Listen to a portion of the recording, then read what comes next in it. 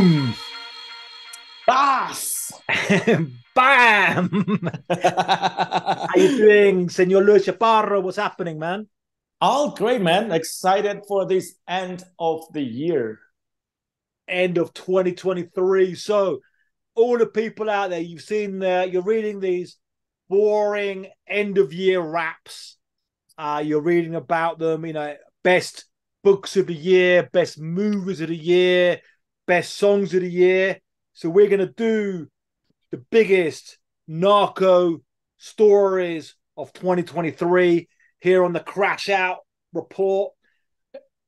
Exactly. Reported by both of us. I mean, this is stories we tapped into them. Like we went in depth to report on most of these stories. And during this year, during 2023. And I mean, you've been active, man. You've been all over the fucking place. You too, man. You too.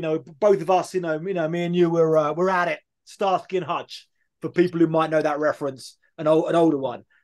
Yeah, that's exactly. So we had five of these stories on my YouTube channel at Luis Chaparro, and now we have these next five stories at Ioan Grillo TV. Yep. So check out this one, and then for another five and some real juicy ones we've already done, but there's some juicy ones to come. These are 10 juicy stories, big stories, groundbreaking crime, narco, drugs, Mexico, US, Central America stories of 2023. So check them out. So the first. Also, before we dive in right into that, I want to ask people watching us to give us a Christmas gift. Very simple. Share this video. Share any video you like from Ioan TV, Grillo TV, any video you like from Luis Chaparro on YouTube. Share that through WhatsApp, through Facebook, on your tia's WhatsApp group, whatever, because that's going to bring more attention to this channel, and this is going to get the algorithm ongoing so we can keep bringing in more people learning real stuff from real on-the-ground reporting in the region about narcos, crime, immigration, and whatnot. And for those who've been following, that we'll be taking some risks as always, particularly Senor Chaparro. Two big exclusives. We're interviews with the mini leak. Talk about that in another video. El Plaga. We have a video on that. You can see, going up. And what happened with the proof that El Plaga is really in a federal prison. I'm still waiting on it, dude. I'm gonna sit and wait until the last day of 2023 because Mexican government said we are about to publish a photo to let you know he's behind bars.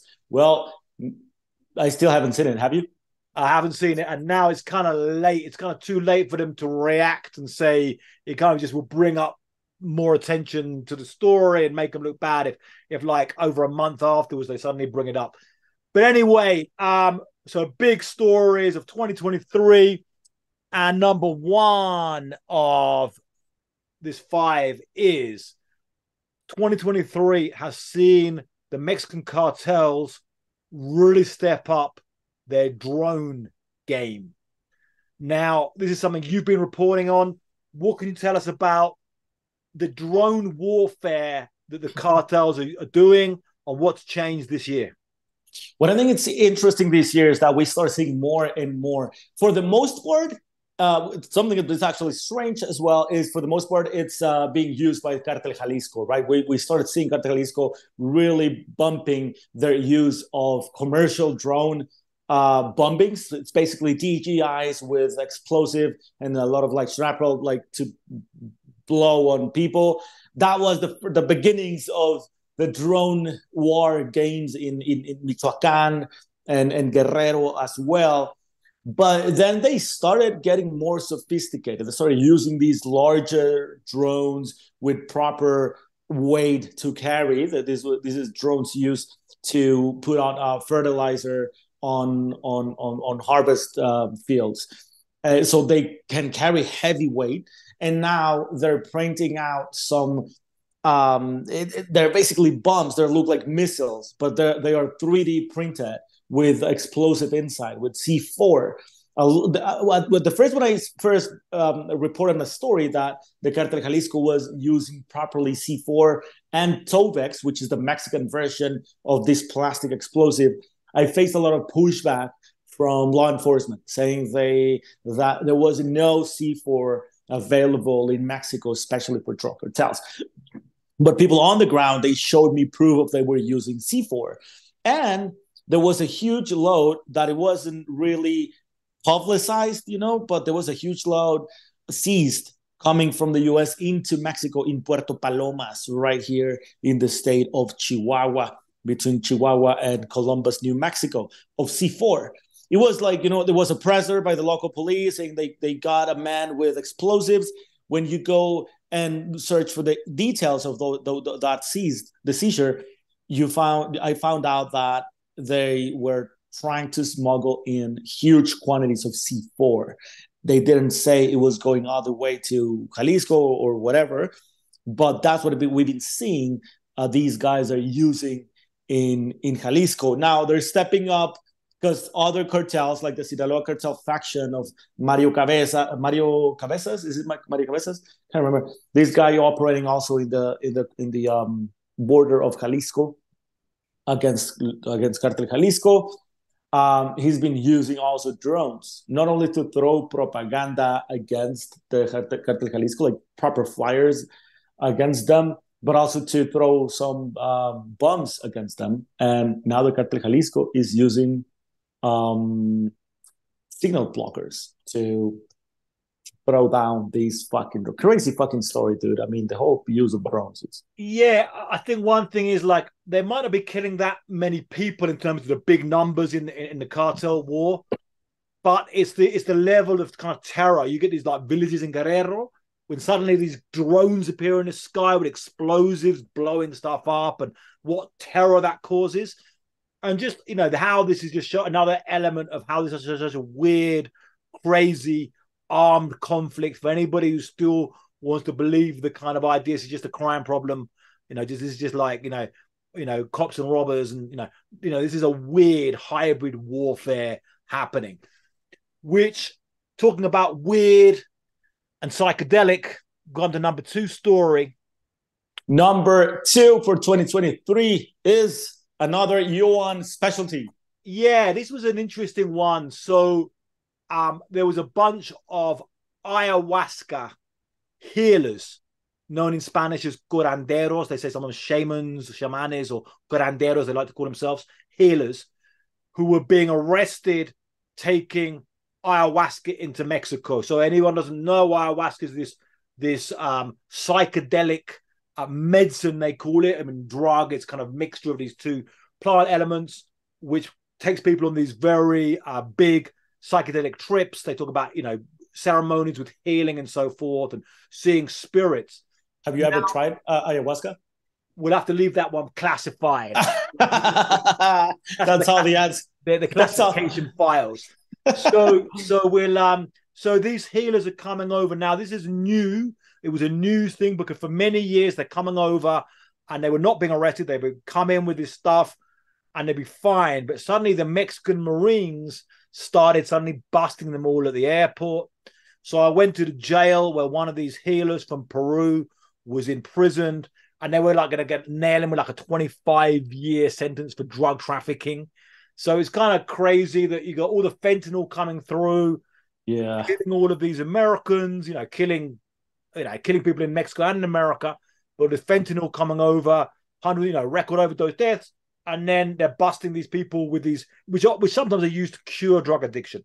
Now, this has got a bit of a positive end. I did a big report on it. It got moved around, and among things, this guy was released. Eventually, they threw out the charges. So, bit of a happy ending there. They seem to have moved back on this. Even the Mexican president, actually, because it turned out some guy who'd been in this ceremony with López Obrador was also arrested. This like Peruvian indigenous guy was also arrested. And the president, López Obrador, likes to see himself as a friend of the indigenous people. He likes to have these kind of ceremonies incorporated into his idea of change. So they kind of backed off on this. So maybe, and there's a lot of powerful people actually in Mexico who do these ceremonies as well. Influence and power. Which I also think, I mean, to be to have the nuances on the story, it's bullshit that they're arresting people for trafficking ayahuasca when you have all these other massive whatever. Especially if they're giving them 25 years behind bars. That doesn't make sense. Although the whole ayahuasca thing, it's getting out of hands in Mexico. There's a lot of people that they're not properly curanderos or shamans, or they're not prepared into the whole psychedelic way of supporting your trip, and they just traffic ayahuasca. They call themselves shamans. They dress like hippies, whatever, and then they charge. So there's, I mean, for a ceremony, I've done it. I've done a couple of times ayahuasca myself, and every time it's like it can be powerful. It can be intense. It can fuck up with your brains if you're not with someone who knows how to properly prepare the tea or whatever however you're consuming ayahuasca, how to guide you on a trip, even if you're having a bad trip. But also, there's a lot of money to be made because for the most part, it's a lot of like rich kids in Mexico doing ayahuasca, right? For like healing sessions and that kind of stuff. So it's not a cheap trip. Usually they're selling it like packages. You go out of the desert, out to the dunes, out to the beach, and then it's 3 days because you do yoga, you have a massage, whatever. So they pay food. It's a whole package they're selling, and it's not cheap. So that brought in a lot of like wannabe ayahuasca healers, and I'm pretty sure that had an effect in places like Colombia, right, where they're sourcing ayahuasca, that kind of stuff. Yeah, I think you get that. I mean, you've got a lot of interest in psychedelics. I mean, people in the tech industry, there's a big interest there. People they'll like pay big money to go to Peru, Bolivia, or Mexico and do these ceremonies. But also not just ayahuasca, peyote, mushrooms, and yeah, like I said, there's a lot of frauds out there who just like cash in and just do some like dumb ceremony, then leave the person like tripping, like wandering around, tripping their nuts off. So you better be careful there. But an interesting story, and it brings us on to number three, Number three, which is the biggest story, and which is a bit of a sad, serious story now.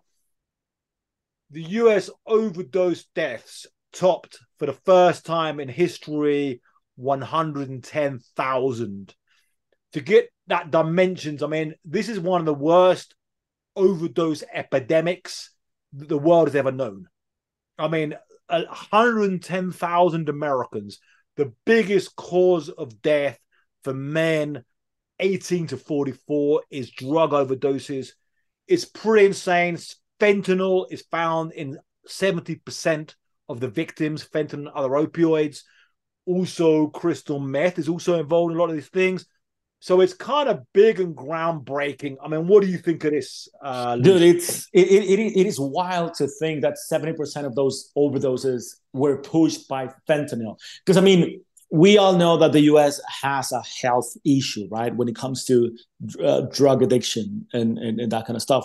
But I think fentanyl really pushed those numbers way up than what the average should be for a normal country like the US, right?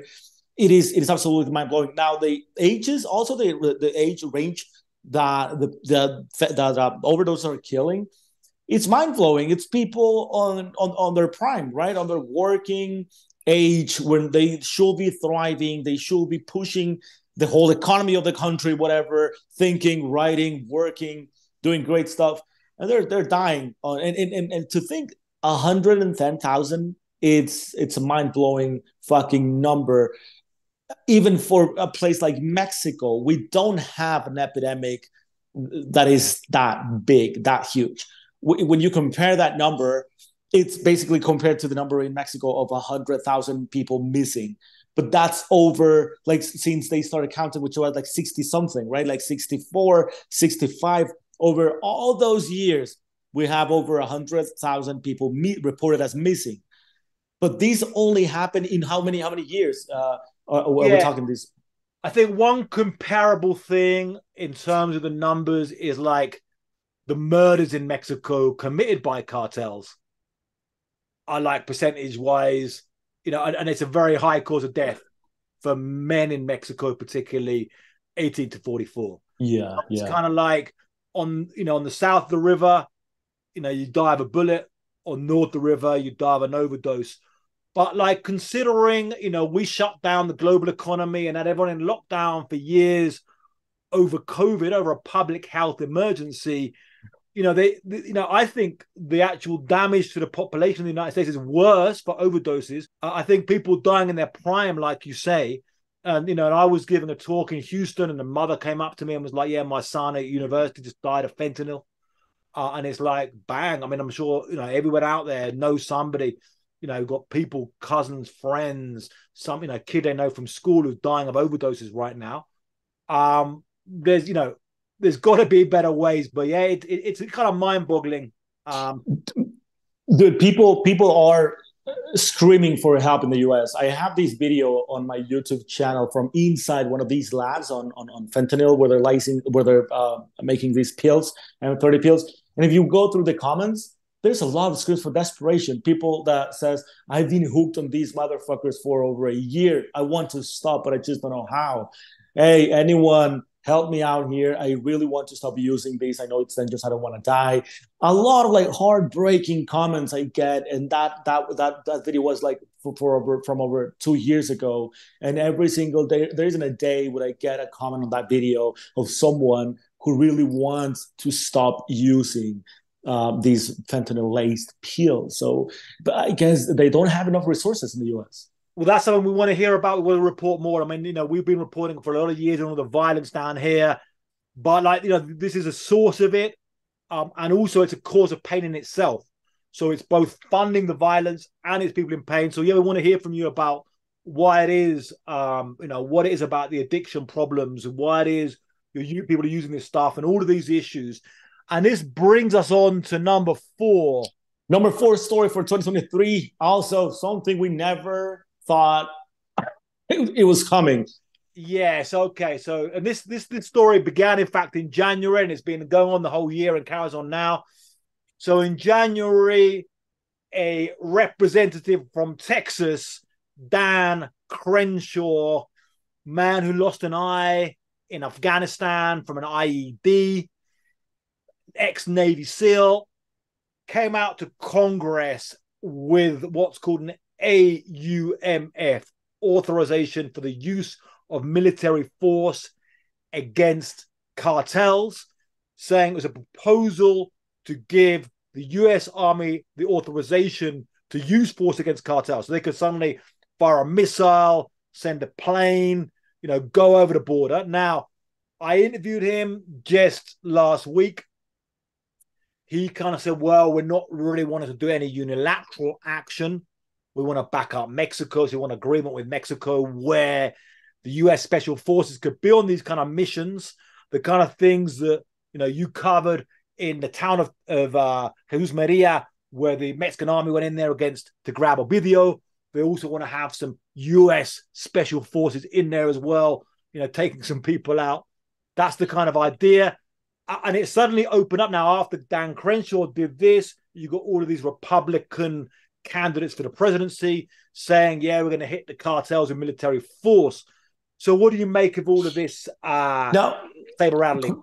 Well, first of all, if you want to read that interview with Crenshaw, go to www.crashoutmedia.com. That's where that interview is. And I wonder what you think, what are your thoughts after talking to Crenshaw? Because I feel that for most of these political candidates, it's just a talking point.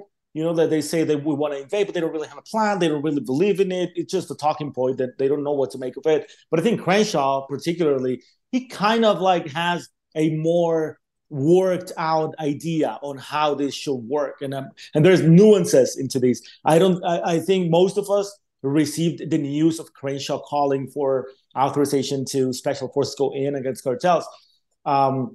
We received these as it was an invasion, right? That's how we got it from the news. Like, okay, he's talking about invasion, literally.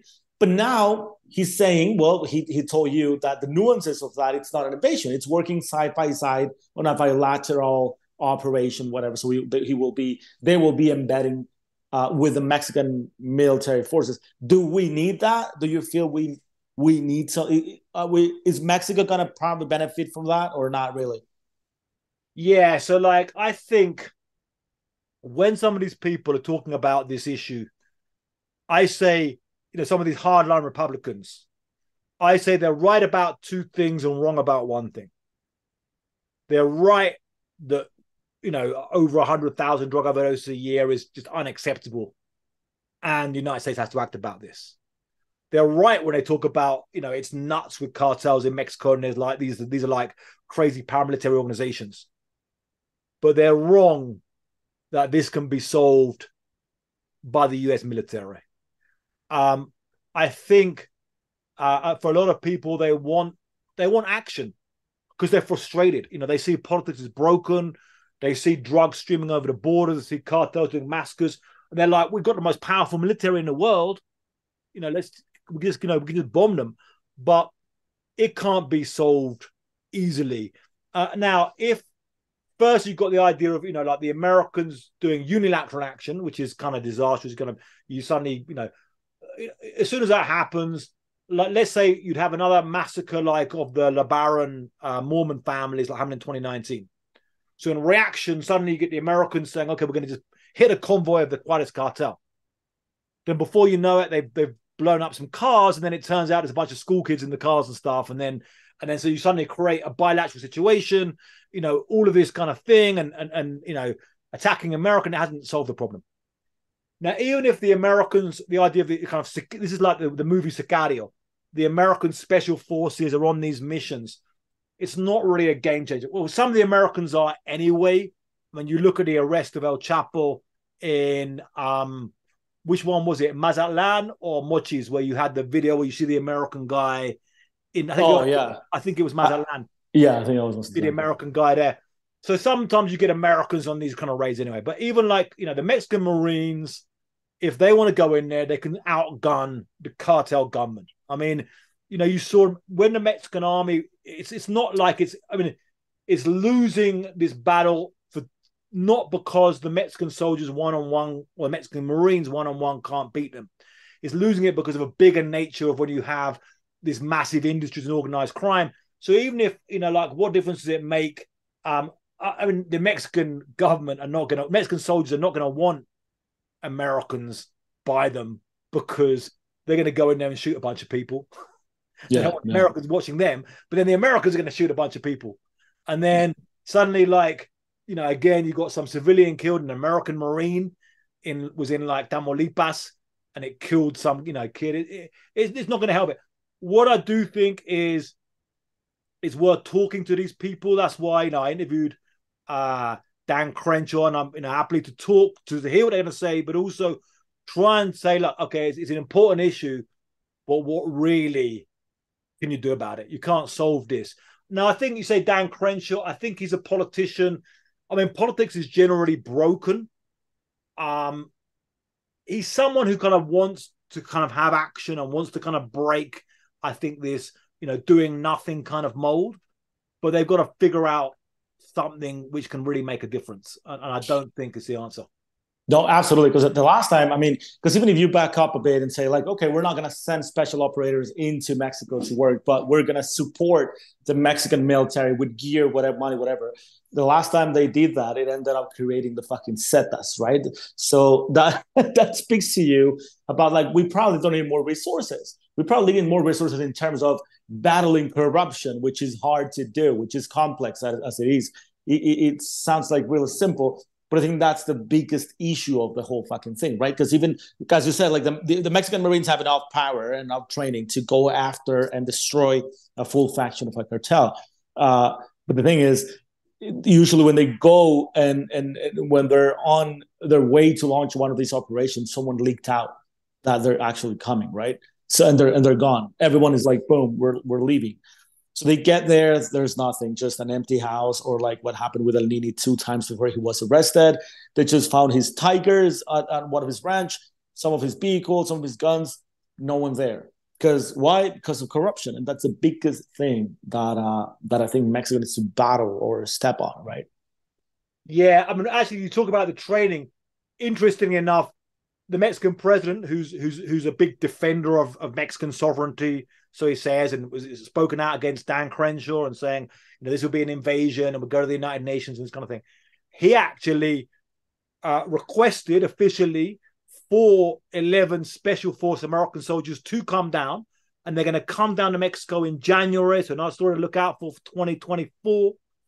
They're going to come down in January 22nd, January 23rd. They're going to come down and give a training course to a bunch of Mexican soldiers. So again, could these Mexican soldiers they're training be the ones taking out the big cartel bosses, or be the next generation of cartel bosses? Yeah, exactly. Dude. That's gonna be something to watch over. Also, I don't know. I mean, I don't know like what the intention is for these 11 guys. I mean, why do you send out? I mean, it's the same shit, you know. You send out like a group of military members to the U.S. to get trained, or are they coming? Whatever. It amounts to basically the same. Yeah, I think. I think the president of Mexico did it because there was this whole conversation in the United States and pressure. They want to see, action taken. So he did it to kind of placate the Americans to say, okay, we'll take this. He did it quite publicly. They got it. The Senate approved it. So it came up after a meeting with Biden and was like, okay, yeah, bring them down, kind of publicly. Oh no, we're kind of doing something here. So that was my idea now, which comes to ending number 5 of this segment. 5. If you're watching the first one first, it'd be number 10. Others you can flip over, but this one a light-hearted one. I mean, light-hearted. We could call it light-hearted one to end on, which is a big story of 2023 in the narco world. Emma Coronel, the wife of El Chapo, and in fact, the most famous narco wife ever, I think. Emma Coronel. With the shortest sentence ever in the narco world, right? Yeah. She walked out of prison and was swiftly spotted in a nightclub in El Farreon, which is a club which, in fact, I filmed in that club for a Chileno documentary. She was spotted in there soon, like, with various celebrities kind of in that world of corridos and music in Los Angeles. But she walked out of prison. So what do you make of this, Luis? Well, first of all, she walked out of prison after what, like 3 months of a sentence. Yeah, no, I think she did about a couple of years.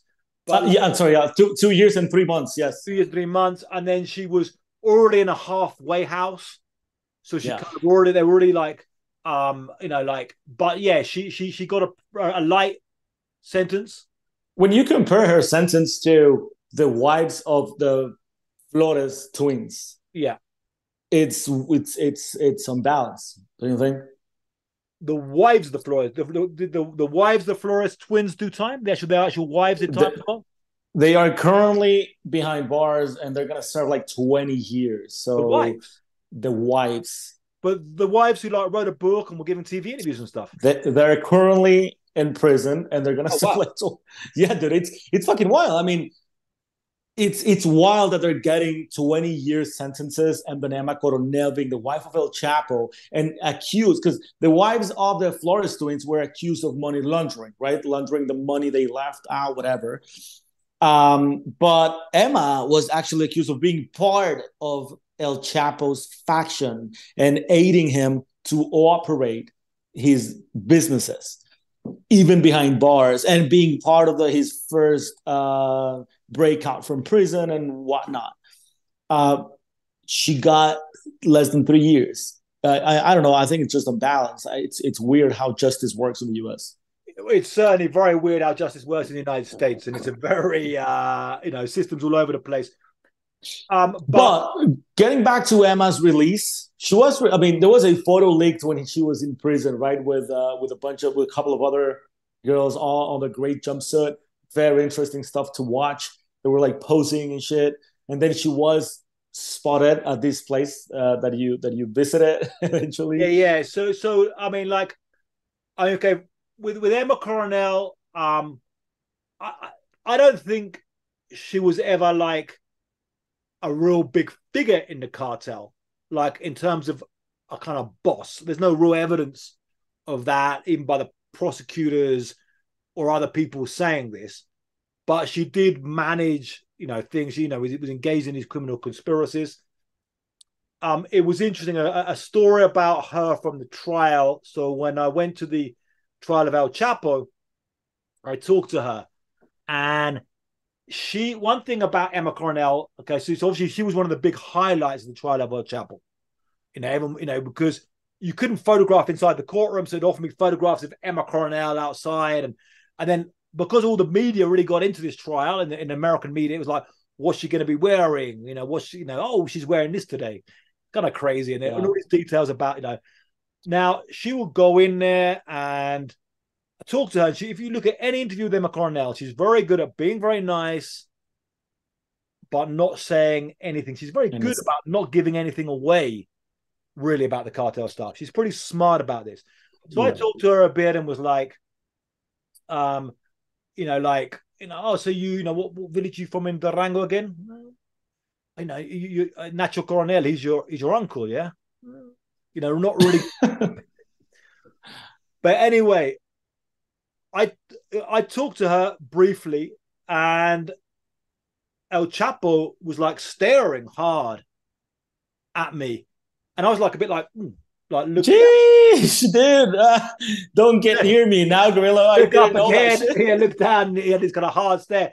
Now another colleague called Jesus Garcia said that one time he was talking to her in the morning and kind of laughing, and she missed out welcoming him into the courtroom, and so she was suddenly like, "El Señor," and like went up, and then El Chapo said he stared this guy. Now, fun enough, this friend, this colleague, is actually gay, but yeah.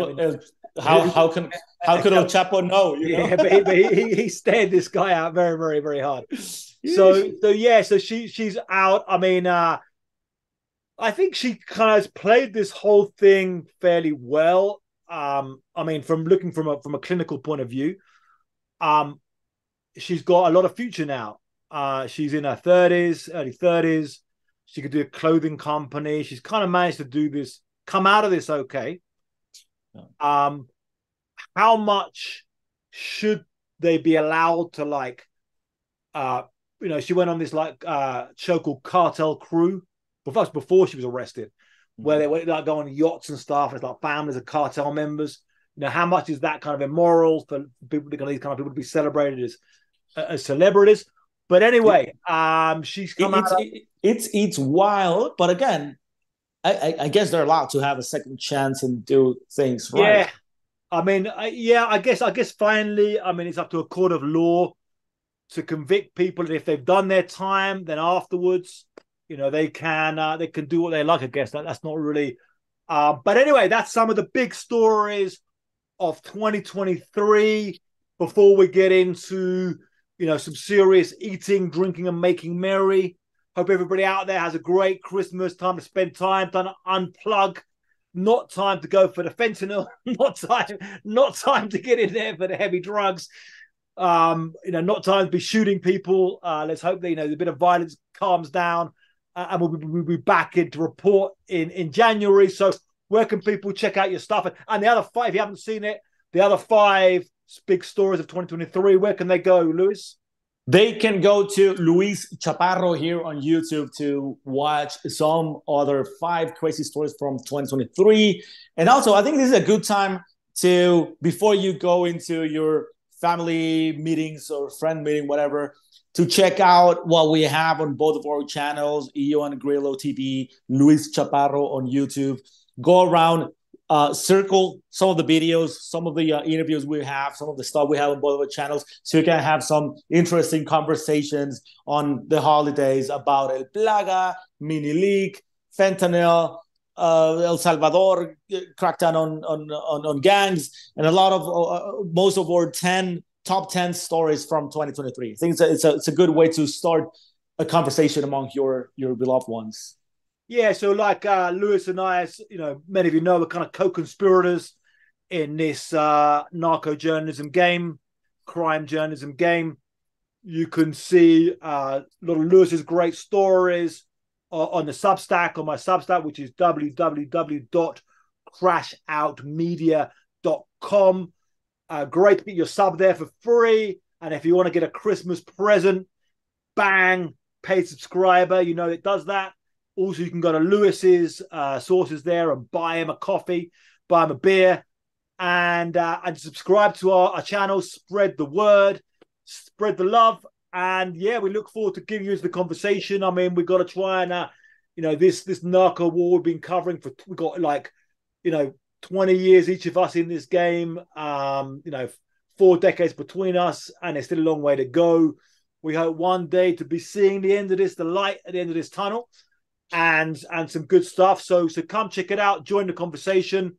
We're all about hearing about what you've got to say, but also remember, Christmas is that time for chilling out and unplugging and just fucking looking at the world. Hell yes, guys. So happy birthday, Grillo. Happy birthday, everyone. Happy birthday. Happy Merry Christmas. Happy birthday, Merry Christmas, Merry Saint Day, and see you next year, probably 2024.